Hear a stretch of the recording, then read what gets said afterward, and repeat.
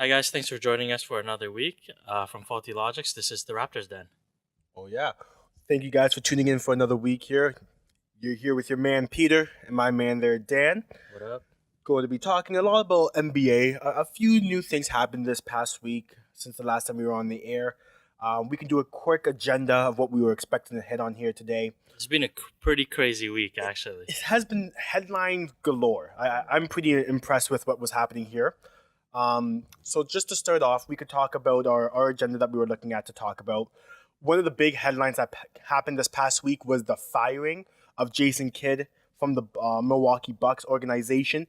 We're going to touch about that, some coaches in general, some drama that a couple Eastern Conference teams are Locker room going drama. themselves into right now, as well as some key injuries that happened in the last week, as well as the All-Star teams have been drafted, the reserves have been announced, teams have been represented. Going into our touch base on that a little bit, see where some teams are lacking, some teams are more stronger in other areas. As a whole, not as much Raptor oriented for this week. The Raptors have had somewhat of a quiet week, only 2 games or so this week as well.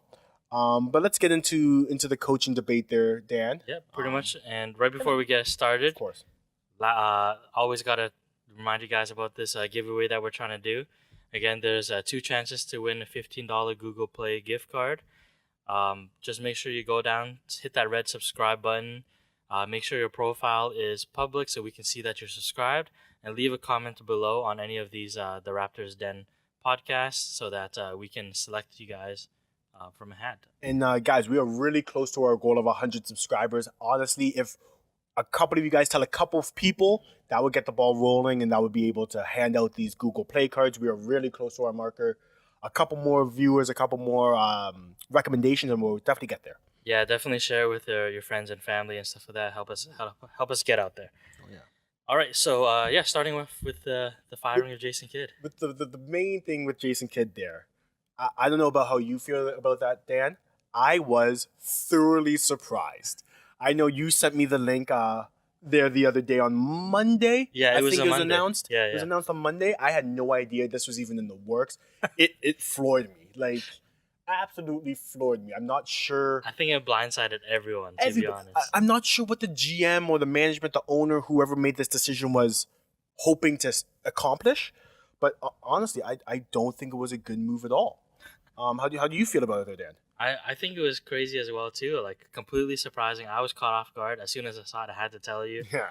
And I'm not the only one. Like Giannis was blindsided, and he tried to see what he could do to help out as well too. And That's what it seemed like. It seemed like there was no communication between the people that were getting affected by this, i.e. the players, and the upper management. It sort of was just like, I don't know if it was the owner or the GM felt it should go a different way than what they were already doing, and they just pulled the plug. The main thing that surprised me the most was the play that Giannis Antetokounmpo was having this season. Every year he's been in the league, he has grown and he has gotten better. That's without a doubt. But his progression from last year to this season has been unbelievable. Like the overall points, rebounds, steals, his shooting percentage is through the roof as well compared to what it was last year. I'm afraid this change of coaching, change of styles, change of gameplay is going to hurt his growth as an NBA superstar, NBA future all-star, perennial juggernaut in this league with a new guy calling the shots. right. I think him and Kidd had a good relationship, as you can tell, because Giannis was absolutely destroyed when he found out he was leaving. Yeah. I don't know if it's going to be worth the payoff of what their new interim coach, John P. something. I've never heard of him before. I've seen his track record. He has been with the Spurs. He has won a handful of championships. He is a qualified guy, but it's going to be different from Jason Kidd calling the shots. The one thing I remember about Jason Kidd as a coach is one of my funniest coaching moments is he needed a timeout. He didn't have one, and he tells one of his teams, it's like, yo, bump into me. This is back in the Brooklyn Nets days when he was coaching with the Nets. I So think this was playoffs too. Like, it was just one of those things that only a veteran player would think of. Yes. Like a regular coach would never think of something like that. It's sort of like when you're playing basketball, you're on the bench, you see a guy taking a foul shot, you drop your water bottle, and you hear the clank, clank, clank right when he shoots. That's one of those sketchy, skeezy things to do, but only players would remember to do stuff like that. I love it. Hilarious. Hopefully, I'm hoping the best for Jason Kidd. I hope he lands on his feet. He's coached the Nets to a couple playoff runs. He's coached the Bucks to a couple playoff runs. Yeah. And it seems like every single time he goes in the playoffs, he runs into the Raptors. So I'm glad he's not coaching this season, but I don't know. I can't see it being beneficial. They are seventh in the East. Of course, that's a little bit no, because they were sixth last year. So about where they were last year, I can't say that this is underperforming for the Bucks because if you look at their roster, yeah, they have Giannis. Yeah, they have Jabari Parker. I don't think he's played more than a couple months Yeah. back to back. And they have Malcolm Brogdon, who's also a pretty nice player too. They have Della Vedova. Their team is decent, higher than seventh in the East. I think starting off the season they were struggling a bit Yeah. here and there, but ever since they made that Eric Bledsoe trade, Eric like Bledsoe. he's been doing really well, and I Yeah. think the team has been playing better with him. Better. So that's what I don't know if must have been a player riff with Jason Kidd or something of that nature. Their team, as you look on the roster, yeah, they're a pretty decent team. They should be in between the 5 to 8 spot in the East where they are right now. Right. So why change directions? If I'm an owner, if I'm the general manager of this team, yes, this is not a successful season. It's not a failure season either. It's Right. where I'm supposed to be. It's what I'm expecting going into the season. Why make a change of your coach? And That's I don't beyond think, me. and the thing with the change of coach too, I don't think the coaching is It's bad. terrible. No. Like if you're gonna say like, hey, we need to fire Dwayne Casey because he's a terrible offensive coach, then that's something that's understandable, right? Because he's defensive minded. We have to Mhm. change our entire system. But it doesn't seem like their system is that bad that you need to No. completely restructure their system. Right? No, it's not. They like to run up and down the court. They're a fast team. They're lanky. Their defense is nice because they have Tony Snell, who also has length as well. Like their team is not bad. I don't know. Might be the reason why I'm not a general manager or involved in the team because this is just absolutely ludicrous to me. Yeah. They must have an idea of a coach that they're looking at the off season. I know we were throwing around a couple names here before. Dave Fizdale, Yeah, David the Fizdale. old Grizzlies coach. I know he's available. He's looking for a job. There are a handful of coaches that are out there still as well, like Mark Jackson. I've Mark heard Jackson. him saying that he is looking to get a coaching job if he finds the right fit. Right. Don't think the Bucks would be the right fit, but so they must have an idea of a coach who they think would benefit their team, or if they knew that this new interim coach, because they've already came out and said that he's going to be their coach for the rest of the season. They're not hiring a new guy for this year, so maybe they thought that go from Jason Kidd to get a little bit more experience because this guy's been coaching in the league in the NBA for about 9 to 10 years. Before that, he's had about 10 to 20 years of high school coaching experience. So he is very well represented. He has had tons of coaching experience. Mhm. They must have an idea going forward, I would hope. Yeah, it'll be interesting to see what happens with Jason Kidd as well too. Does he continue coaching? I think he would. Why not? But where does he go? Yeah. What are the options? Well, one of the things that we can look at too is that the Cavaliers have been in talks about possibly firing Going away, Tyronn Tyronn Lue. Lue.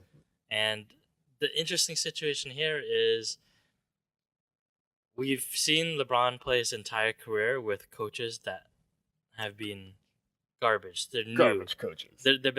The best coach he's probably ever played with, I would say maybe is Eric Spoelstra. It would be Eric Spoelstra, but like realistically, can you credit anything Eric Spoelstra did when you Right. had LeBron, Wade, Bosh all in their prime? Exactly. He's a young coach as well at that Yeah, time. that was his first coaching job. Like So I could have coached them to a championship. Like so what do you like? Yes, maybe they will fire Tyronn Lue, maybe not. But if they do, what do you think is the reason why he's never had a really good coach? Are these legit coaches trying to avoid him? Do they not want to deal with him because he is LeBron James at the end of the day? I wouldn't say that purely because good coaches like good talent.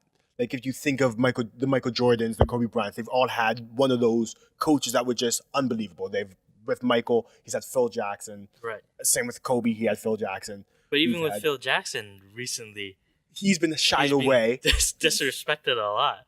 especially with the Melo situation in the Knicks.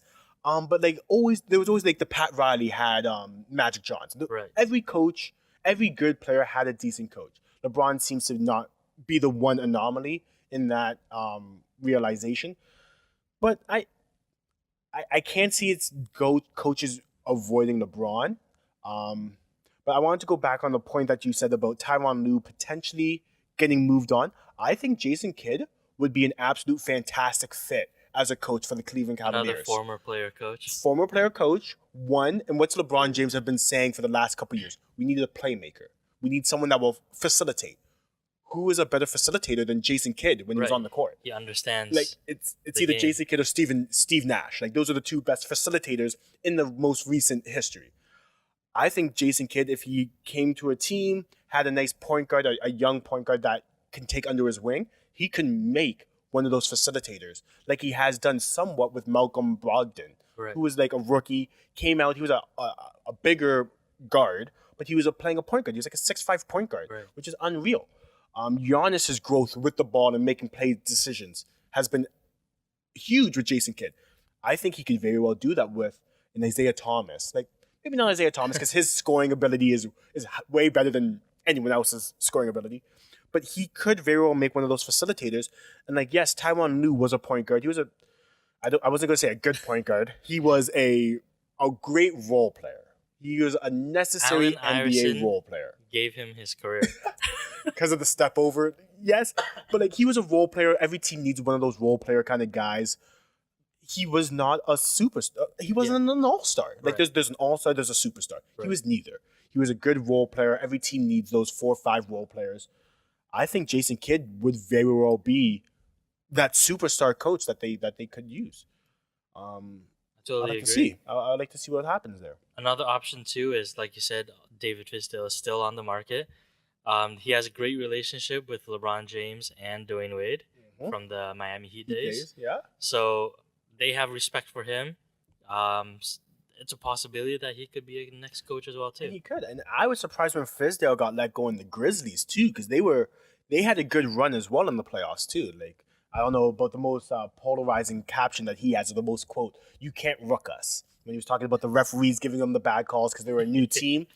I liked Fizdale. His energy was great. He seemed like a good player coach, like you know what I mean. Like if players would play for a guy like Right. that. He seems very personable. I'd like to see Fizdale and get another job somewhere. That would be nice. Yeah, I would love to see him get a job. I And- know. Sorry, just to tie it back to the Raptors. There's been a lot of speculation of Jerry Stackhouse going to be a coach in the NBA. I'm not sure if people follow the G League here with the Raptors 905. They just recently won the championship under Jerry Stackhouse's coaching. He's been an assistant coach for the last 3 years with the Raptors, 1 full year with the 905, won a championship. He is going to get a job somewhere. If it's going to be the Bucks, I don't know. But I think he's going to be really good if he goes somewhere else. Yeah. So otherwise, not too much interesting happened in the coaching world. I mean, this was one of the seasons where there was no coaching changes at all at the beginning of the season. Actually, no, now or that you the mention it, off-season. I don't remember any other coaches getting fired this season Right. so far. So we're getting up to this midway point where Also break. we see 2 coaches get fired and possibly another one, and yeah, it's going to be interesting. That's very interesting, especially because the trade deadline's like what, 8 days, 10 days away. I always think if you're going to be making a coaching change, you have to do it before your teams are locked in. Yes. Because like, there's no point of making a coaching change, bringing in a new coach who clashes with The a couple style. people, and then you can't make any roster changes if you're going to do it. So that's one reason why maybe the Bucks did it now, to give them the ability to bring in a new piece that the new coach wants. Right. Hey, that could very well be it. If that is it, that's cool. If they don't make a coaching change now, and the players and the teams get locked in, it's not going to benefit anybody. Yeah. So moving on, we're going to talk about some of the drama a lot of drama recently in terms of player locker rooms.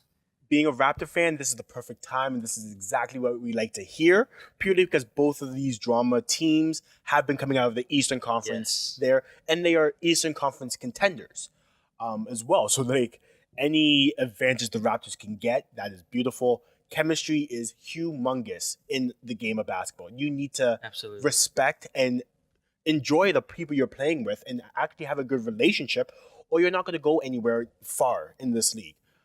So going off of that, Let's start with the less juicy one. yes, So, John Wall decided to, I guess, call a players only meeting. which are very necessary throughout the season in the NBA.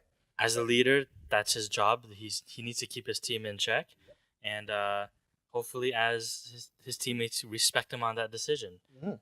Honestly, if he was the leader and he called a team meeting, like I think that would make a lot of sense to me. Me too. Captains call team meetings all the time. That's what you should be doing as a leader. Yes, exactly. Going above and beyond your natural duties of just on the court and sitting down your family, your brotherhood, and saying, guys, something's not right. What is going on here?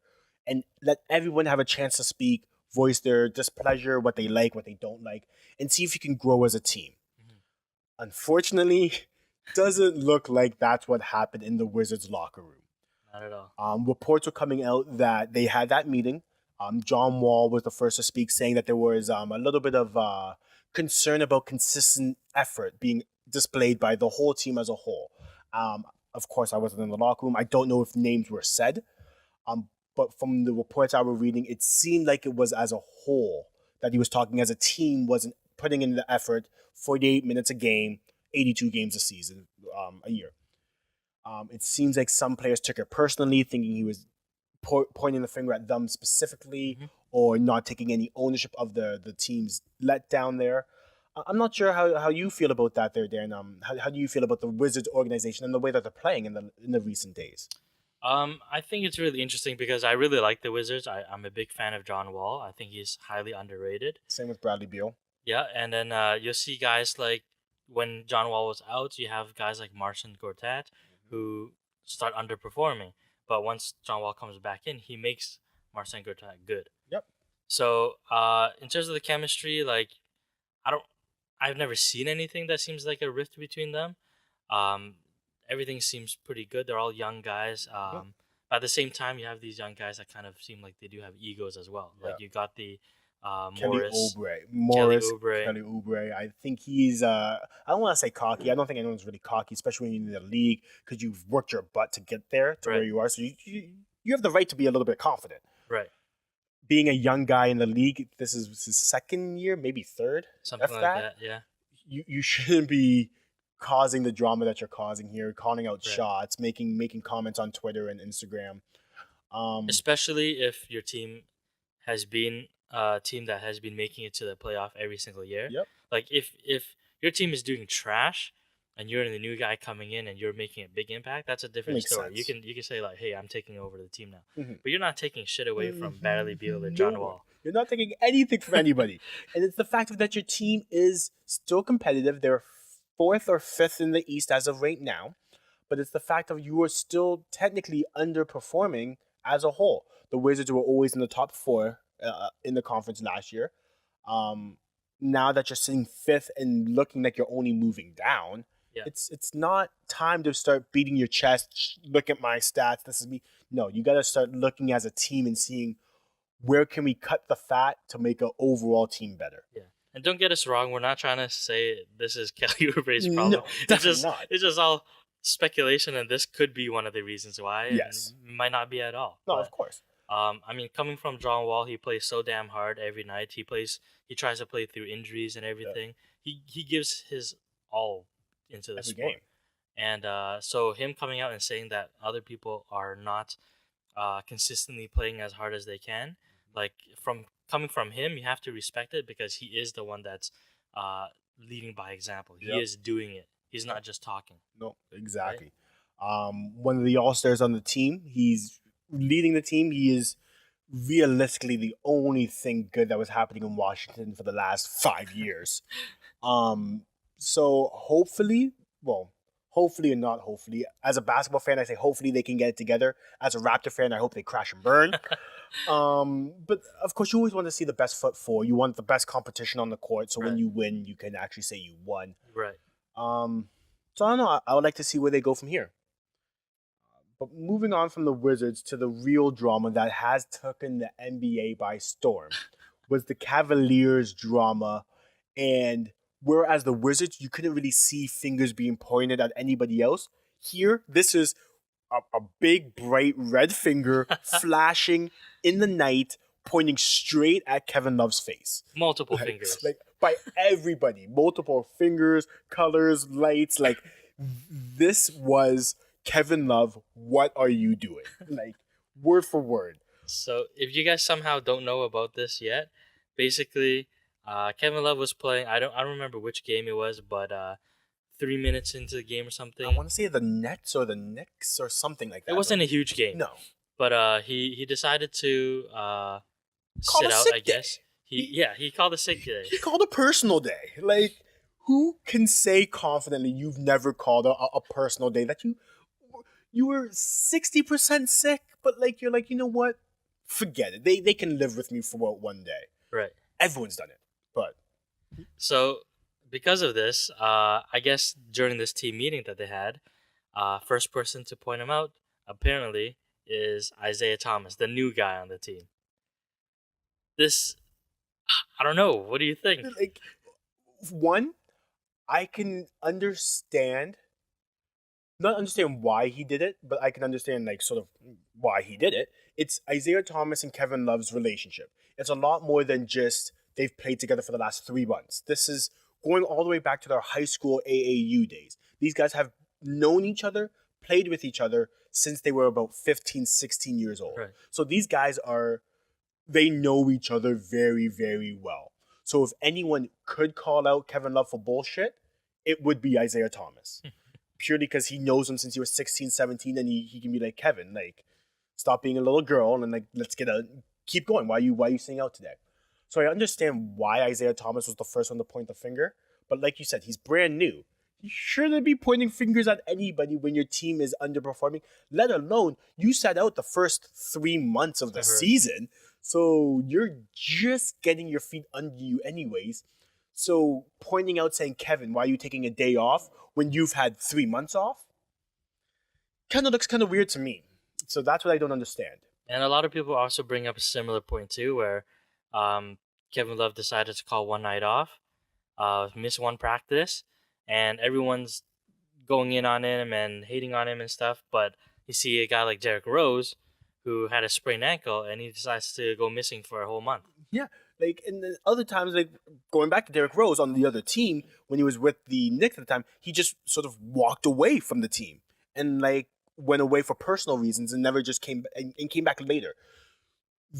That situation, yes, that is a main situation to point the finger and go, "What the hell are you doing, bro?" But no one did that in the Knicks organization. They kept it all in a house, which is the way I think you should do it. Why air your dirty laundry out when your family, which an organization is, they are a family. When your family does something wrong, why put it in the news? Why make it public? No, you Right. keep everything in house. You handle it like adults, and you settle it. I guess it's kind of hard in the line of business that they are, which is really media centered. I think there would be better ways to handle it than publicly coming out and pointing the finger at your all-star. He is an all-star of your team, saying you dropped the ball. I don't like the way that they handled it at all. Yeah, I think it's a lot of tensions rising just because right before that they were on a string of losses. Underperforming. And I mean, since then, since Kevin Love got announced as an All Star, you did see Isaiah Thomas. He posted on or Twitter or Instagram or whatever that congratulating his Yep. brother, like congrats made it and he's appreciated it. It looks like it was a whole team effort. Like I saw J.R. Smith congratulated him as well. A couple people said out there, "Well done, Kevin Love," tweets and stuff. Right. It's easy to send a message on social media and then go behind doors and go like, "Oh, this guy fucking sucks." Right. But do you think this is genuine? Because you see posts like Tristan Thompson. Tristan Thompson says, I don't care if X doesn't like X off the court. I really don't give a shit. As long as you're gonna be playing on the court hard and playing for each other, that's all that matters to me. Hmm. So is he confirming that off the court they're still not good, or Very is it well. even Isaiah Thomas and Kevin Love, or there's still other beef between other players? I, the way that I interpreted that quote, because that was word for word quote what Tristan Thompson posted, um, it seems to me that their team or the team chemistry off of court is broken. It's not going to be repaired. With the amount of trade rumors that were going around the organization, it's pretty hard to have your guys back when you think you or him could very well be gone in a matter of days. Right. Um, so no, I don't know if it's pointing the finger at Isaiah Thomas and Kevin Love. I think it's more of a whole. There are rifts in between players, relationships outside of work. Right, because there's even reports here saying like there's an old guard feuding with a new guard in the Cavs locker room. So we don't know if that means it's an old guard Like in age regards of wise, age, or if it's an old guard saying that this guy's been a cavalier longer than the new guard. Yeah. So I don't know. I like to see what's going on. Um, Speaking about the age on the old guard and the new guard, I can't see being age because there's not many young guards on the Cavaliers team. right, Just listing off a couple of them off the top of the head, it's like Derrick Rose, Dwayne Wade, J.R. Smith, Amon Shumpert, Jose Calderon. the youngest guy is Isaiah Isaiah Thomas, and Thomas. he's still like 26, 27, maybe even 28 years old. So that's kind of old.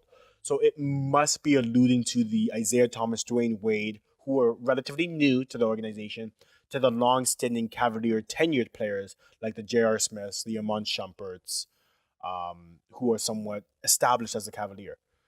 They're to me, it would must be between Isaiah Thomas and J.R. Smith. I can see those two kind of guys stepping on each other's toes purely because they play almost an identical game. They like Right. to shoot the three. They like the ball in their hands. They like to put up at least 10 to 12 shots a game just to get a rhythm. They're Right. both rhythm kind of players. I can see them stepping on toes. Um, I don't I know. totally agree. Apparently, there's been people saying that Isaiah Thomas is hurting the team because of the way that he's constantly handling the ball. He dribbles a lot, Yep. and people are not getting touches. So if you're J.R. Smith and you pretty much your job is there to shoot the 3-pointer, and you're not getting shots, you're missing like every single shot for the last 5 games. You're gonna be pretty frustrated. Of course. So and and you can't really knock Isaiah Thomas because it's kind of the Cavaliers' fault. They're getting a guy that dribbled the ball 65% of the time when he was in the Boston Celtics. right, He only controls the ball in his career in the NBA.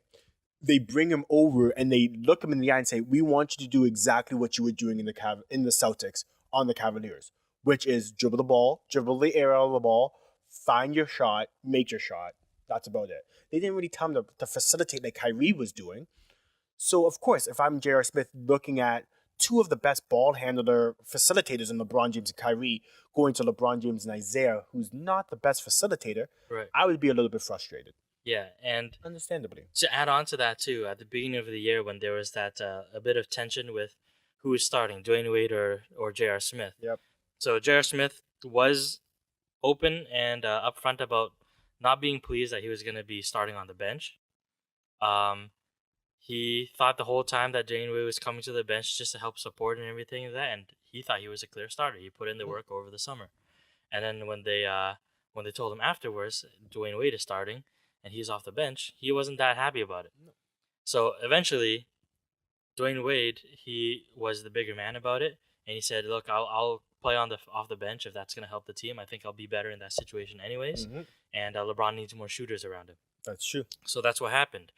With these recent struggles over here, and all these concerns about lineup changes and everything like that, Tyronn Lue, for some reason, didn't make any lineup changes. He kept sticking with it, and it got to the point where JR was like, "Hey, if it helps the team, I'm okay with going to the bench." Yes. So half a season in, he's kind of like gone from I should be starting to okay, I'm willing to take a backseat now, right? But alluding to that point there, I think Dwayne Wade was the big man saying I can come off the bench, but it was also the fact of like skill wise and just by overall performance, he doesn't have it anymore. He's a little bit older. He's had a couple injuries. He isn't the Flash. as Dwayne Wade, as people know Dwayne Wade back in Miami when he won his first title with Right. Shaq, when he won his first 3 with LeBron and Bosh. He is not the same guy. The change when he went to the Bulls for the 1 year and then he went to the Cavaliers now. I don't know what happened. Age is definitely a factor. Injuries, body rundown.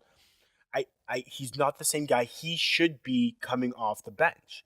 He should be a role like a Vince Carter has. Leadership. You've been to the top of the pyramid 4 times. You've seen it all. You are a little bit older now. You were one of the best players of all time. He's going to be a Hall of Famer. So he should be coming off the bench anyways to lead and to help the bench unit. Yeah. And I think he recognizes that because you can say his stature around the Cavaliers and everything that he does seem like he is taking on that leadership role. Yep. Like, he's not taking anything too seriously. He's enjoying it and he's guiding these younger guys. Yeah. The problem is that a lot of these younger guys are, like we said, they're not that young. They're still veteran guards. NBA players. Yeah. Well, then again, it's the fact that the Cavaliers have traded a lot of their draft picks. Now that they have 2 or 3 in their back pocket, they really, really should not trade any of those. They have to start growing people within the organization. Like, I can't even remember the last rookie that they had other than... Cedi Osman. Wow. Wow. Okay. I was going to say other than like a meaningful rookie being Kyrie was like their last meaningful rookie that they drafted. Andrew Wiggins. Yeah. Well, they never played a day, so he got drafted. Anthony Bennett was drafted and dropped real quick. Yeah. But like that was the last meaningful rookie that they ever drafted. I think they should start looking in-house, trying to get draft people instead of trying to just pick up new people to play with LeBron. I agree as well too, because at the end of the day, they don't really know if LeBron's gonna stay with them or not. Honestly, I feel like LeBron will, but at the same time, the way with it that the team is going, you can't guarantee that. No, I agree with that. I think he will stay. There's only so many times you can break the heart of your home team. From being from Ohio, there's only so many times you can actually destroy those people's lives. At the same time, Dan Gilbert, like LeBron is yours to lose. It's true. That's true. You gotta stop making some shitty moves. That's true as well. But like, there's only so much you can literally spit on your city. So I don't think he can do it again. But then again, if Dan Gilbert and the management makes him do it, LeBron will do it. Yeah, you've seen him do it before. Wouldn't surprise me again. He'll do it again. I hate to say it, like LeBron is he's not selfish, but he's very me-oriented. He knows what he wants. He knows how he has to get it.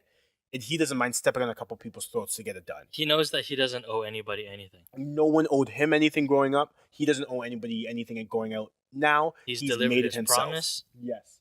He's got that one championship for Cleveland. He's got his own handful of championships himself. Now it's more about let's see what I can do as my career is coming to an end. I know people don't want to think of it. He's been to 14 straight All-Star games. He is coming to an end. Was it 7 straight finals or was it 8? I think 7. 8 straight finals appearances. Yes. Yes, I think 8 straight finals appearances. No, 8 finals appearances. 7 straight. 7 straight. Okay, could be that. Still, that's unbelievable. He's got to start thinking about retirement. It has to be coming. It has to be coming. But before we get off the Cavaliers team there, we wouldn't be a great basketball podcast if we didn't give respect, congratulations, and just overall, I'm in awe about the LeBron James situation there, being the 7th player in NBA history to hit 30,000 points. Speaking on that, do you think he's going to take that number 1 spot? I don't see why not. Like, yes, I know literally like maybe a minute and a half ago we were talking about retirement. Still, he still has 4 to 5 years in him, I can think. Like, barring any big injuries or anything stupid like that, he still has 4 to 5 years. If the pace that he's going at, it's estimated to be 4 years. Yeah, he's gonna smash it. But it's the fact of LeBron has only realistically gotten better in the last couple of years. So, like, realistically, yes, I think he's going to smash the record. I don't know what the actual record is. It's Wilt Chamberlain that's it's like number 38,000.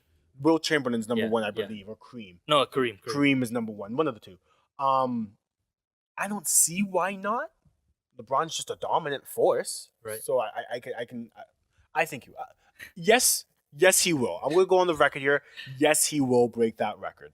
In addition to that record, he's the only player in NBA history to hit 30K, 7K rebounds, and 7K assists. So That is unbelievable. That is just overall domination. Like, yes, all the most of the point leaders in that category have been big men, guys that don't go 5 feet out the rim and just dunk it. We have Kareem, we have Wilt, we have Shaq up there as well. Other people of the sort. none of them are pass first players No, either. and the other guards that are up there are Kobe Bryant, who is not pass first either. So it's like, it's very refreshing to see a guy have so much dominance on the scoring end, but also so much dominance on the facilitating end as well, grabbing the rebounds, getting the assists, which is just to show why LeBron James is the greatest player of this generation, hands down. Just of this generation. I didn't want to open up that. Debate. That's definitely for another day. That's why I slipped in the word generation there, because like that is a debate within a debate within a debate. We would love to hear what you guys think about that. Yeah, For because sure. I know there's a lot of debates about who is the greatest of all time. I didn't want to get into that, so let's just. It's almost confidently to say he is the best of this generation. For sure. Kobe was the best of last generation, and then Michael was the best of the generation before. Confidently say that respectively. Yeah, we'll save that for another week. Another week when there's a little bit less to talk about, potentially off season. If we open this up for off season, we can make into those debates there for us. Right. But moving on from player and team drama, let's go into the injury bug that seemed to have bitten the NBA as a whole, opposed to one specific team. Right. Going to one of your favorite teams to talk about there, Dan, the Philadelphia 76ers, and the number one overall pick, Markelle Fultz. My goodness, It's moving in the right direction because he's practicing. Haven't heard the if or when he's coming back in the season. Maybe you have a little bit more information to go off of that. So Markelle Fultz, he was drafted first. Why was he drafted? Yeah. His superior shooting. Can you say superior?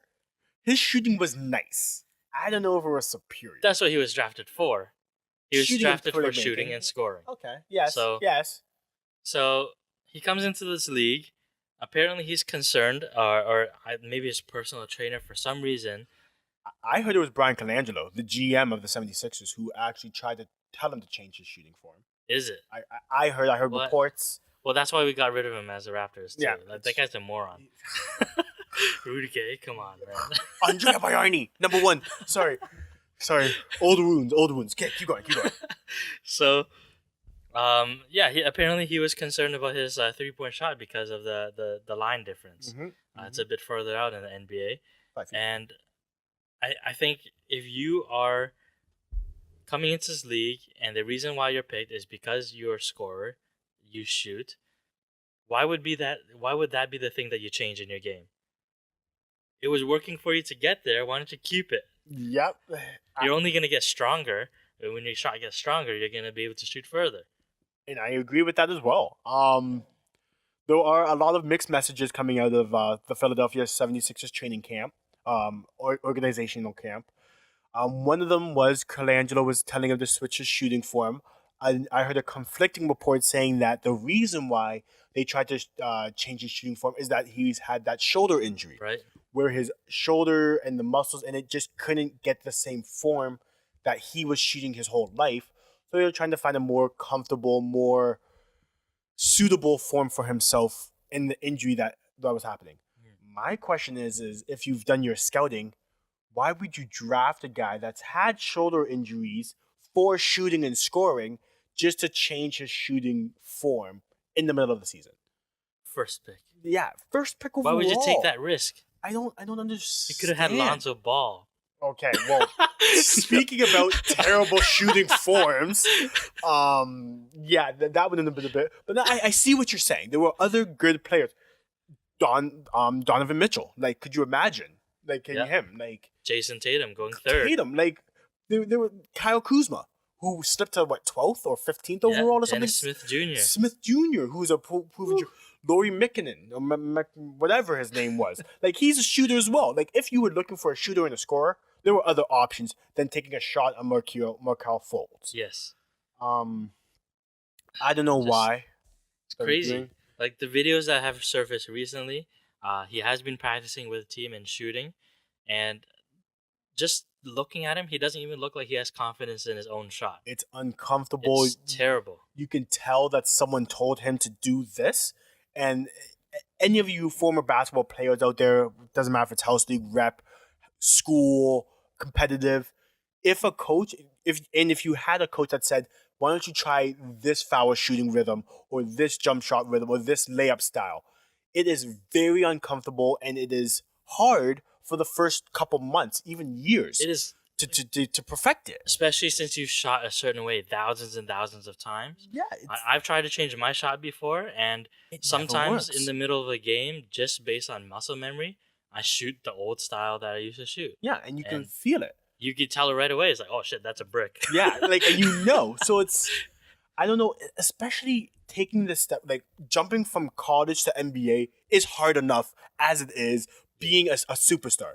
Going from college to NBA and changing yourself in the midst of that transition, it's only fair. It's like going from high school to university, but when you're going to university, you're going into French. Right. It's a different everything. Like, You just took the biggest risk yeah, it's of your career. you've done everything for the last 19, 20 years of your life, and then now you have the biggest transition of your life, and then you make a huge change in that change.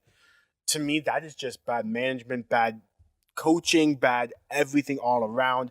Yes, it might have been necessity because of his shoulder. If you're hurt, you have to find a different way to score. Right. Like Derrick Rose, like in his knee injuries, he couldn't do his explosive dunks, getting in the paint and dunking over people, what he could have done in his first 3 years in the Bulls. So he found a different way to facilitate and a different way to make his niche. That was done by injury. Right. I don't think this shooting change was done solely by injury. I think, yeah, one of the factors was the injury. Should have been different ways of handling it. And it doesn't seem like it's a good move on the 76ers organization as well, too, just on the rehab process. Yep. I don't know. It feels like they're not putting that much effort into getting him back. They don't want to push him. They don't want to try him. Then again, coming from the 76ers, they're in a pretty nice spot. They don't need him. Right. They are still a playoff bound team. They are still competitive, even without him. I think they would be even more competitive with him. But they're in the benefit that they're not 12th in the East. They're not 13th in the East. Well, the thing that I'm trying to say is, like, it doesn't seem like they're putting their full resources on rehabbing the kid. Right? Because they will, in the back of their mind, have an idea of a trade-off. Trying to get rid of him, trying to do something, trying to move a piece to get a piece. Potentially. Speculation yet again. We never know. And just speaking on that itself, like, that kind of leads into the next injury that we want to talk about. Definitely with the rehabbing. With the rehabbing and an organization not properly taking care of their players, maybe. And that's with the situation with Kawhi Leonard. The Claw and the Spurs. How to word the Kawhi Leonard situation? To me, it totally came out of left field. We knew he was injured. We didn't know the significance of his injury. I know past years it was his hands or his arms or something of that nature. Now it's coming out to be his ankles, his knees, or his heel. Yeah. So it was ever since the Zaza. He's the one to blame for everything here. That ankle injury when he stepped on the foot in the playoffs. If you don't know what we're alluding to. So he was rehabbing his ankle the entire offseason. He comes back and he injures the knee. I guess because he's overcompensating at this point. And this is the reoccurring theme, basically. This is the knee, the quads, whatever it is, the ankle. It's what I don't know what's going on with it. It seems like it's a snowball effect, especially for Kawhi Leonard's situation. When one thing went wrong, then the next thing's going to go wrong, and it's going to be a whole body shutdown. Hopefully, pray to God it doesn't come to that. I love Kawhi Leonard. Like, his defense is unreal. Yeah. He was finally finding a way to put the ball in the net more consistently. I don't want to say it was a bungle, like a dropped ball for the Spurs organization, purely because the Spurs organization is the epitome of excellence in the NBA for the last 19 years. Right. Like they have been the upper echelons of basketball Yeah. organizations. So I can't say that they have dropped the ball on this because they never dropped the ball on anything. But then again, people make mistakes. This could be the one mistake the Spurs have made in the last couple And decades. and it's absolutely surprising because if you're gonna make a mistake, why make it a mistake on your You're- franchise player? Yeah, that's what I was gonna say. On this is the one player you can't make mistakes on, and you made a mistake on it. Um, Very unfortunate. I hope that he can come back. Um, I think Leonard is going to come back. There have been rumors of them trying to move him, trying to have a fallout between him and Popovich, which I can't see. I just can't see that happening. Like Popovich, I think maybe not necessarily a strained relationship between him and Popovich, but probably just with the entire organization yeah. itself and how they have been handling his rehab process. And So I think it comes back to the overall underperforming that the Spurs have been orchestrating with a roster that like these are the top people. They have LaMarcus Aldridge, Paul Gasol. They have Kawhi, Tony Parker, Manu Ginobili. They got the new point guard Murray, who's coming off. Well, who's starting now because Tony Parker's coming off the bench. with Patty Mills still, Patty Mills who's still a nice defensive threat. They have Rudy Gay. ballers. Rudy Gay. Well, I'd still leave Rudy Gay off the top list. But they have ballers. They have a decent enough team Yeah. to make a run. Yes, they're in the Western Conference. Yes, the Western Conference's league's better than the Eastern Conference. But still, fifth or sixth in the West is still underperforming to my standard Yeah. of what the Spurs organization has shown in the last 20 years. Before the season started, I expect them to be second. Yeah, top. Right. I don't know about second, but I was gonna say top three for sure. For sure, top Like they were three. gonna be with the Rockets, the Warriors, and then the Spurs. That's what I was figuring in my head. Yep. Um, but then again, this could very well be the fall of the Spurs organization. Yes. Like it, every league, every sport is it's a cycle. It's always a cycle of people. You start really bad, you become really good, then you go back to being bad again because that's just the way it works. You get bad draft picks. Right. And you just can't sustain greatness forever. It's inevitable. Right. This could very well be the cycle coming back around for the Spurs. Wouldn't be surprised if you see Popovich leave in the next 2 years, have new blood come in. Tony Parker's looking to be coming off retirement soon because he's finally taking a back seat off the bench. Popovich said it's time. We have to move a different direction. You're a little bit older. Manu is definitely a lot older. Surprised he Paul even Gasol. came back. That's what I'm surprised as well. Paul Gasol is definitely kind of old as well. Like the Yeah. only real youth is LaMarcus Aldridge, Yeah. who is still what 7, 8 years into the game. Yeah. Like so he's not young either. So it could very well be the slowdown of the Spurs. Not the best time to be a Spurs fan. And they still have Danny Green to give him that credit as well. Danny Green's a good Right. scorer as well. I don't know. Yeah, and if he gets traded, it'd be interesting to see where he goes. Yep. The other question too is like, it could be also the fact that the Spurs aren't really a team that tries to or that is interesting to other free agents. No, it's true. I mean, during the whole Kyrie Irving process, they did really want Kyrie Irving. They tried to get him. I think Kyle Lowry wants to go there, but Yep. other than that, like you haven't really heard a lot of people say like, "I want to go to the Spurs." No. It's always talks about going to the Warriors or going to the Cavs to join LeBron, going to the Lakers, Is it Lakers that kind too? of stuff, or The the Knicks. Knicks. So It's you never true. hear anybody ever say, "I want to go to the Spurs." Yeah. Before the LaMarcus Aldridge signing, they never really landed any big free agency names in the last while. Right. And again, It was all developed. I was gonna say the reason behind that is they didn't need any of these big franchise players. They've drafted and groomed Tony Parker, Tim Duncan, Manu Ginobili. Right. These guys are full-fledged Hall of Famer champion players that they didn't need to get free agency. So it's why do I have to pay this next big star when I have 3 stars in my organization that are coming up? Mhm. And I totally agree with that mantra. But I know with speaking about potentially trying to move Kawhi Leonard, it's all about value. What would you get for his value? He's banged up. He hasn't played really well this season. Is it worth the value of what you potentially could get for a healthy Leonard to trade him for this? I don't know. We'll have to wait and see. Yep. So for me personally, I've had Kawhi Leonard on my fantasy basketball team the entire season. He was my number one pick. Haven't got to use him much at all. At all. And that kind of leads into the next guy we were talking about for injuries. Especially injuries, trade value, and your fantasy team. Yeah, so the next guy, uh, also another one of my top players, just got injured this week. Yesterday. Yesterday. It was just Friday, January the 26th is when the Yes. reports were surfacing. With a season-ending injury. Season ending. Like, Torn Achilles, Boogie Cousins. Oh, DeMarcus. The Western Conference All-Star starting center just got drafted to Team LeBron James. Tons of trade rumor swirling around this guy. If you have listened to the last 4 or 5 podcasts, every podcast we talked about DeMarcus Cousins and where he was going to go, who was supposed to get. This injury, yes, it rocked DeMarcus Cousins and his organization and his camp.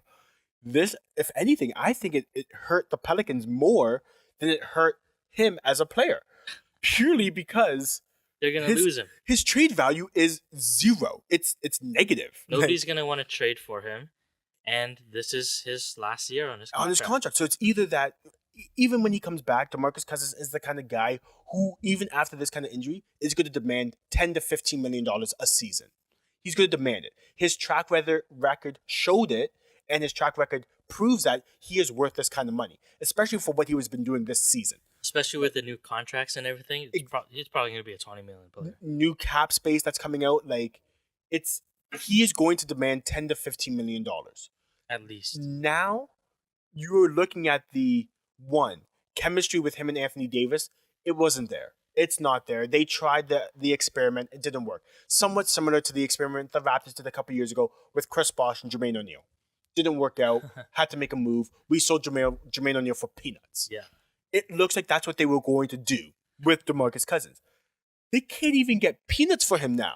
It's literally, you get nothing. And you paid this guy $17 million this season, and you get nothing for him now, and you only got half a season with him. Yeah. It's absolutely devastating as a GM to see this injury happen, because the speculation of the trades that they were going to get were going to be tons of draft picks, tons of young players, and a future. A future. It is gone with that Achilles tear. Just obliterated. I feel bad for Boogie Cousins. For sure. All the prayers, all the get well soon. I feel more upset for the GM of the Pelicans and the owner. That injury hurt him more than it hurt Boogie Cousins. For sure. Sure. It's devastating, man. Especially as a GM of my own fantasy team. Yeah. I had to drop him and pick up Dennis Smith Jr. Honestly, and being the guy that traded you, DeMarcus Cousins, I was absolutely kicking myself for the whole time that trade happened. I don't know what I was doing. I don't know what I was thinking. But now I'm looking at myself and thinking I'm a psychic. I am a guru because I traded him for Ben Simmons. Now Ben Simmons, I am the fantasy guru now, trading him for having the foresight that knowing DeMarcus Cousins was going to get traded, because I knew he was not going to last the whole year with the Pelicans. Going to a new team with a new situation only hurts numbers. I've never seen a guy get traded and within that year benefit himself. Never seen it happen. And let alone him getting injured for a season-ending injury before All-Star. I should get brownie points for that trade. That is gorgeous. Ben Simmons has sort of slowed down ever since that trade, but hey, at least I have a player on the court. Right.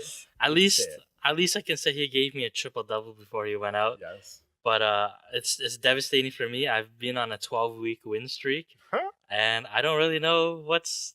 I think this league became a little bit more competitive now. Yes, it's not anymore Danny La's league. There are other people in the room now. So my main thing that I'm not happy about with the DeMarcus Cousins injury, though, it is the fact of, one, our fantasy league is a little bit more competitive now. Yeah. It is the fact of All-Star. There is going to be a new All-Star injury person put onto it. My speculation is it's going to have to come out of the Western Conference because he was a Western Conference representative. It's going to have to be a forward The thing in was, that he as was a well. starter That's too. what it is. It's a starter. I wonder.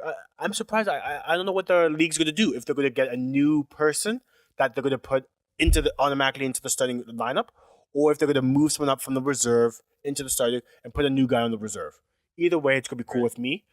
Um, Spitballing. Let's keep it into the Western Conference because I believe that's where it's going to come from. Who would your Western Conference replacement be? Let's keep it as a forward as well because he was a forward. They need to have X amount of forwards on the team as well. Yeah. Western Conference forwards. Who you think is going to take Boogie Cousins' spot? I think amongst the people that are already there, it's gonna have to be, in my opinion, Paul George. I think, I, I almost think it's almost impossible to argue that. Like yeah. it's going to have to be Paul George. I mean, the other guys you have there, you already got AD, you already got LaMarcus Aldridge, that arguably Shouldn't really be there anyways. you got Um, Carl Anthony Towns. yeah, Like who's you definitely got those big guys already, and I mean the West is really guard heavy. there? Yep. So when it comes to the forwards, the next guy in line, I think, is Paul George. It's either going to be very well Paul George. Honorable mention. I doubt it. If we look at the last week itself, it's Andrew Wiggins. Like he's been putting up 30 plus points in the last 3 games. Like his shooting is unreal. Is he But a guard or is he a small forward? see, that's what it is. I don't know where they would classify Right. him at. He's one of those in between. He plays Because between Jimmy 2 and 3. Butler That's is also, a 2-3 guy. yeah. So I don't know where they would put him. But moving on from Andrew Wiggins, there's the honorable mention Blake Griffin. If you want, he's been injured. He's had a down season. He's always been an all-star for the last 2 or 3 Right. years. Um, I think maybe Blake keeping it within the Clippers team. I know I'm going against my limitations I just put out there. Lou Williams, he is an all-star. Yeah, yeah. He is an all-star. I don't care. He's balling, Like man. he is an all-star. He should make it. But keeping it into the forwards realm, I don't know. Like there's very guard heavy Western. Going off the top of my head, I don't really see any clear cut Western Conference forwards or centers who would make a noticeable impact on the All Star team. hmm I mean, especially when you look at numbers, you see even Draymond Green made it. Yeah. I mean, Draymond Green is, our, without a doubt, he's the core of the Golden State Warriors Yep. team. But if you're gonna look at his stats wise, like he's not No, putting up all star stats, no, he's really right? not. Um, I don't know. I would like to hear what our fans are thinking that it's going to be a DeMarcus Cousins replacement, as well as if you think the new guy will go straight into the starting lineup, or if they were going to be bringing up one of the bench players into the starting lineup there for you as well. For LeBron, it's not, they're probably gonna put in Kevin Love. If it's up to LeBron, yes. But then again, making a push to the All Star game, the coaches have still not been decided yet. True. It still looks like so they're going to get the best seeded team in each conference. That coaching staff is going to be the coach of their respective team as well. Eastern is going to be for Team LeBron. Western is going to be for Team Curry. I would like to see what would happen if it's a coach's decision, if it's a captain's decision, if it's a fan vote decision. I hope it's not a fan vote decision. Um, but moving into that, because we are talking a lot about all stars and potential replacements here, just if you guys haven't heard who are the respective teams for each, we can quickly list them off here and just touch base about who's a better team, who we think is going to be better in which situation there.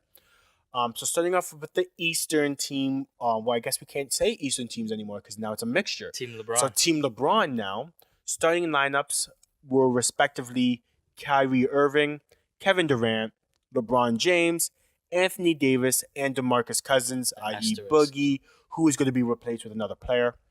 I'm going over to Curry's starting lineup. We have Steph, DeMar DeRozan, Giannis Antetokounmpo, James Harden, and Joel Embiid.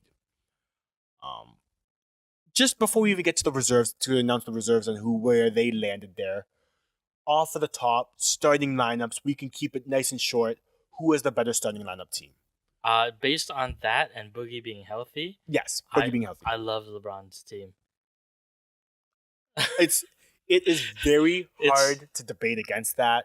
like they have such like these are not traditional centers that can't dribble either. No. Like they can handle the ball and they're gonna body the shit out of you. Yes. Like what is Curry's team gonna do against them Shoot. That's all they can do is shoot. and not get rebounds? Yeah, and DeMar DeRozan's not the best shooter. He has gotten a better shooter. Yep. He's not the best shooter. Embiid, he's been shooting pretty nicely as of late. He's got the range. But he's not gonna be able to body any of these big guys. Well, He can body them, but not consistent. 3 of them. No, yeah, consistently. Every single play. No. I have to agree with you. LeBron James's team, from top to bottom on the starting lineup at least, is leagues better than Steph Curry. One, he has shooting with Kyrie and Durant. Boogie can hit the occasional three. Davis can hit the occasional three. LeBron can hit the occasional three. They have size in Davis and Boogie and LeBron and Durant. They have speed in Kyrie and LeBron and Durant and Davis. They have athleticism in LeBron, Kyrie, Durant. Like it's unbelievable. Like they have defense in LeBron, Boogie, and Durant. Like it's unfathomable about their team. Yes, Curry has 2 of the best pure shooters on his team in himself and James Harden. They're the best 2 shooters out of these 10 guys, hands Shout out down. to Aaron, who has both of them on his fantasy team. Shout out to Aaron. Granted that they have the 2 of the best pure shooters. LeBron has the best pure scorer in Durant and himself. He has the best pure facilitator in Kyrie. He has the best pure big man in Boogie and Davis. He has the best player in himself on his team. Yeah. Like it's unbelievable. Like if you want to look at it, like Anthony Davis and DeMarcus Cousins are arguably the best centers in the NBA. Yes. And they're on the same team. You look at Kevin Durant. He is without a doubt the best power forward in the NBA. And the best scorer. Pure scorer. Put the ball in the hoop. You need 2 points. Give the ball to Durant. LeBron James is the best player of the generation. Yes. And Kyrie Irving, you can argue there's better guards out there, but he's got the best handles. The best handles, the best crossover, the best finishing at the rim. Yes. Like his glass work when he puts it off the window, it's going in. Yes. Like, I don't understand how he can do the up and under, the reverse hangs, the tons of English on the ball when it hits it, and it just shoots straight into the rim. Like all you Curry fanboys can argue all you want. Yes, Curry's a better shooter, Way better. but overall, Kyrie's a better player. Yes, and yes, you Curry fans, I know we're gonna get a lot of hatred for this. I would pick Kyrie over Curry. Yes, Curry has great handles. He can make his own shot, like shooting shot. Kyrie can make his own layup, jump shot, step back, turn around. Yes, if we were looking at a straight 3-point competition, obviously you're gonna pick Curry. Right. Step back jumpers, still you'll probably pick up Curry. Crossover pull up jumper from half, yeah, you're probably gonna pick up Curry. But it's the fact of that's a small 20% of the game. The other 80% of the game when you're inside the paint, inside the 3-point line, it's Kyrie, hands down. It's Kyrie. If you need a guy to make a behind the back pass to no one, that's Curry. I just love your hatred for Steph Curry. It is so palpable. It's unbelievable. Like, you didn't vote for him. You didn't like just your hatred for him is unbelievable. Oh god. But granted, fine, that's cool. Yeah. Overall starting lineups, it has to be Team LeBron. Give us your feedbacks. Leave a comment there below. So let's get into the reserves of here as well. So on Team LeBron James, his reserves, no particular order. We have Kevin Love, LaMarcus Aldridge, Kristaps Porzingis. As the guards, we have Bradley Beal, John Wall, the Wizard Boys, Victor Oladipo, and Russ Westbrook. Rounding out the rest of LeBron James's team.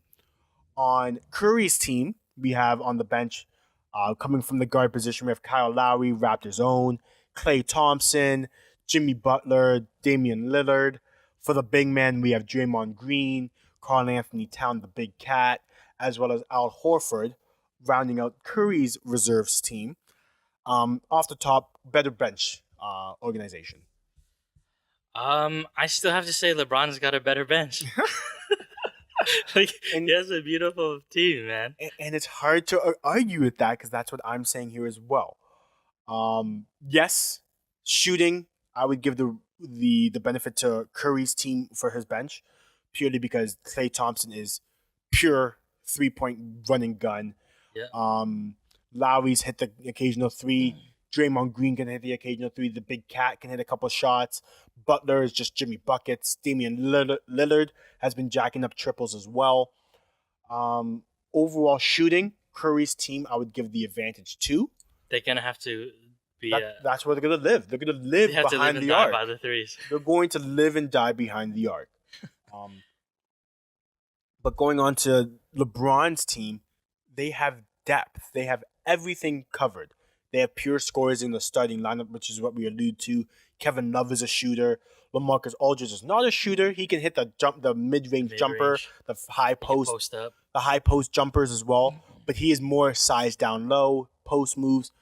John Wall, Bradley Beal. Well, more Bradley Beal is the shooter. John Wall is a facilitator. Right. Victor Oladipo is not really a shooter, but he can put the ball in the hoop at a high rate. Kristaps Porzingis is a shooter. He can jack the threes as well. Russell Westbrook is just the man, MVP. And he's probably going to be the hardest playing guy on that team. Yes. So dealing with that, they have athleticism, they have shooting, they have size.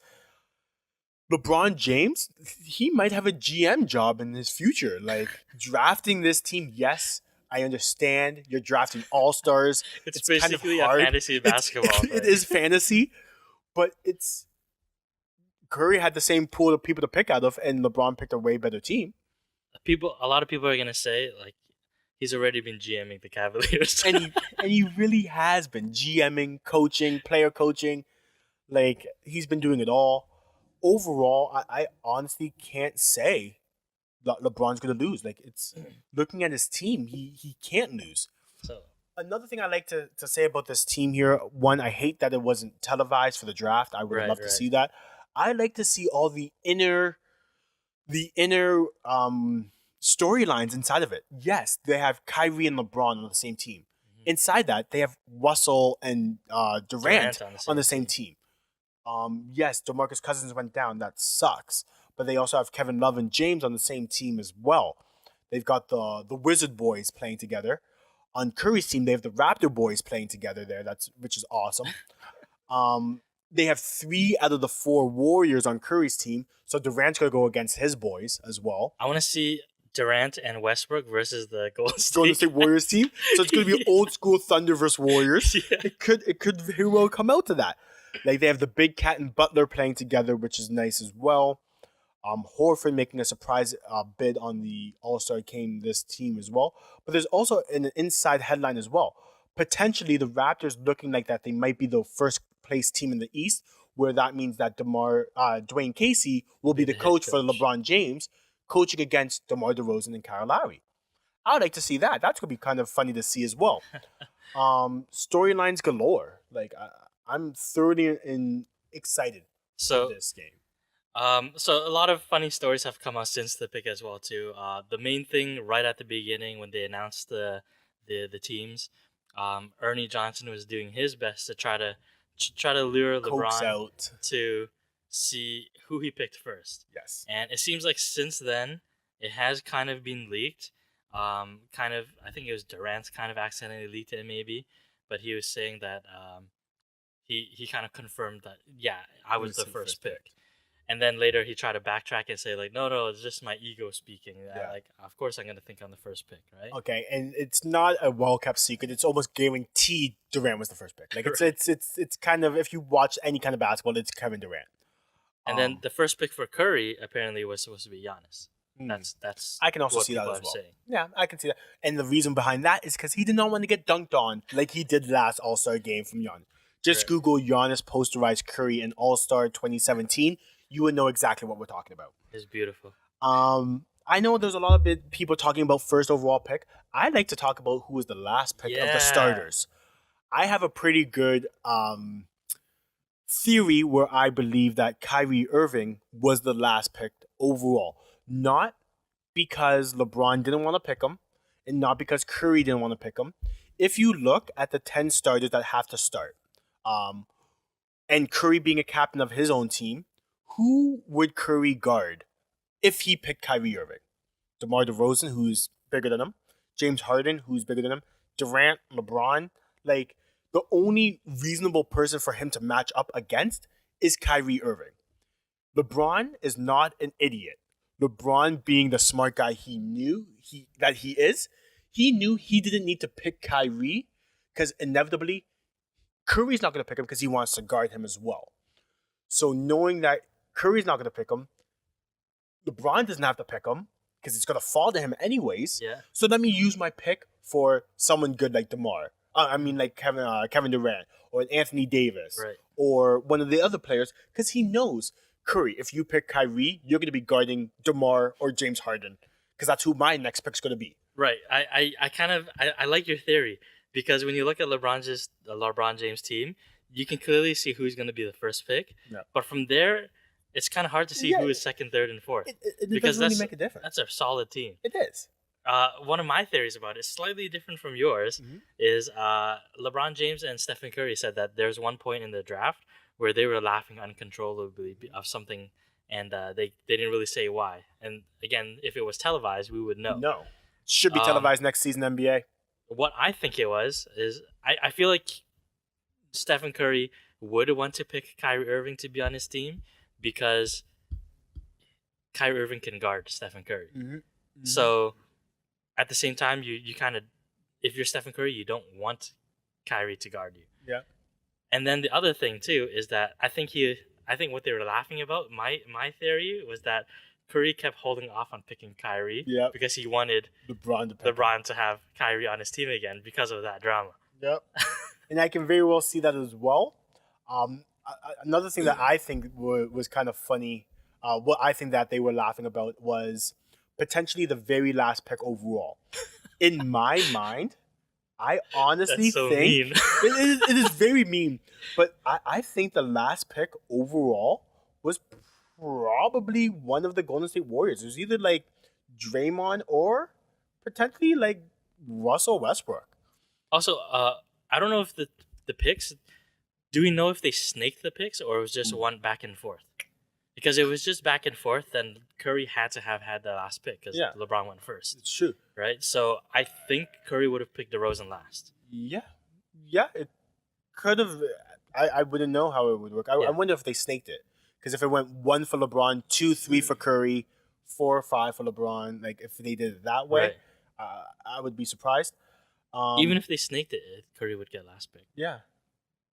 I wonder who was the last pick of the starters. It would probably be DeMar or Embiid.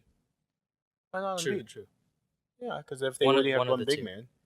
And then when you go to the reserves, like I think again, Curry would have to be the last pick. Actually, no. I think they said that Curry got first pick of the reserves. First pick of the reserves? I think he got first pick of the reserves. Okay, that's not bad. Which would surprise me because who would you think would be his first reserve pick if he did get first reserve pick? Karl-Anthony Towns? I would probably say so, but at the same time, I think he kind of wanted to keep his Golden State Warriors guys together as well too. Yeah. So it's hard to say. It's very hard to say. Me looking at Curry's team, it would have to be Karl-Anthony Towns, just purely because looking at his team, they have no size. Yeah. Like he knows after the first 4 to 5 minutes, they're gonna have to put a big man in to body up with Davis and Boogie before Boogie went down. And that would be Cat. That would be Karl-Anthony Towns. If you were to pick, who do you think would be the last 3 people left on the board of reserves? On the board, yeah. Really? I think it's gonna be Kristaps Porzingis. I don't think he has enough respect in the league. Oh. Well, I guess it's not league. He has tons of respect in the league. I don't think he has enough respect from LeBron and Curry. Right. Kristaps Porzingis, maybe Victor Oladipo, and I would say Kyle Lowry off of Curry's team. We're probably the last 3 picked. Oh, interesting. You didn't even mention Al Horford. True. Al Horford. Yet again, then the size. Like Curry needed size. Like he has no size. I don't know, but he didn't have to pick Horford. He had still Love and Aldridge. He could have picked those guys. That's true as well. Along the way. Fair, So, fair statement. I don't think Al Horford was supposed to be in the All-Star game this right. year, anyways. Like the three that I have, Mhm. I would say Lowry as well because he hasn't been playing like an All Star at all. Al Horford didn't deserve to be an All Star. And then if I had to pick one from LeBron James' team, I think you're right in the sense it could be Kristaps. You kind of swayed me there. I was originally thinking of Victor Oladipo as well too. I was thinking Victor Oladipo as well, but I think I think Victor Oladipo is there because of his position. yes. And also, I think it's because of he is on LeBron's team, and LeBron has come out and said that he's respecting the way that Victor Oladipo's been playing this season. So I think more or less, I think it would be more of a LeBron picking him early than him sliding down to last. I But don't at the know. same time, you look at LeBron's team, like who do you pick last? Yeah, that's what I It's like- mean. Like maybe Kevin Love last because he knew Kevin that he Love was going to come joked last. about it. Yeah. I don't know. Maybe even Lamarcus Aldridge because Aldridge hasn't been playing the greatest basketball this season. Like he's been playing the best basketball that the Spurs have had, but it's not regular Lamarcus Aldridge numbers. I don't think. I'm gonna have to double check that, but we'll have to see. Overall, with both of these teams, you couldn't have a bad team. Like don't when I say LeBron James' team is better than Curry's, Yeah. it's not saying Curry's team is bad. His team is still heads and shoulders better than any other team that like possibly could be out there. Basically, what we're trying to say is James's team is like the previous West teams. Yes, and they're going to win, and they're going to win handedly. I just hope that there's a little bit more defensive intensity Yep. this season than past seasons, especially because now it's a mix-up. But we'd like to see, and it's for charity, so I can see it being a little bit more competitive. But we'd like to see where it goes. Yeah. Very excited to watch the game, yeah. man. So definitely, guys, we should be wrapping it up here. We gave you a little bit of extra overtime conversation when we went into this All-Star break here. So definitely, thank you guys for listening in. Tune in next week for our next week's podcast. We are going to be more heavily weighted on All-Star, just getting our predictions on who's going to be MVPs, winner, LeBron or Curry's team, winners of the contest. All the players are going to be announced for Rising Stars, have already been announced, as well as three-point contest, Yeah, so we'll talk about that. We'll touch up on it a bit. dunk contest, just our overall looking might forward be- to the weekend. There might be some more trade rumors that appear. Yes. Maybe some trades actually happen. Hey, because trade deadline is going to be on February the 8th, is what we reported last time. Yep. And that's going to be 2 weeks after- from now. Yeah, well, A little bit less than 2 weeks, 3, 4. basically. Yeah, we're gonna get it. We'll get the trade deadline on the one after this next podcast. Yeah, and 2 weeks from now, trades will have happened. Yeah, or they're gonna not be able to happen anymore. So it's either happen or they're gonna not. So yeah, next week look out for the All-Star podcast. Week after that, we'll go into trade deadline and our Trade Center podcast. And then yeah, that's gonna be what you guys can be looking forward to for the next couple of weeks.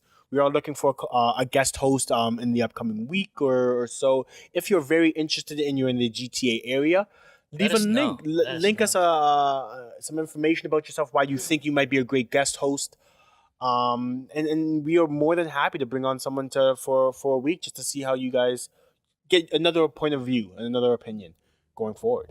For sure. And if you guys listen to this entire podcast all the way through, You the real MVP. you're the real MVP. Take care, guys. Thanks for listening. Holla.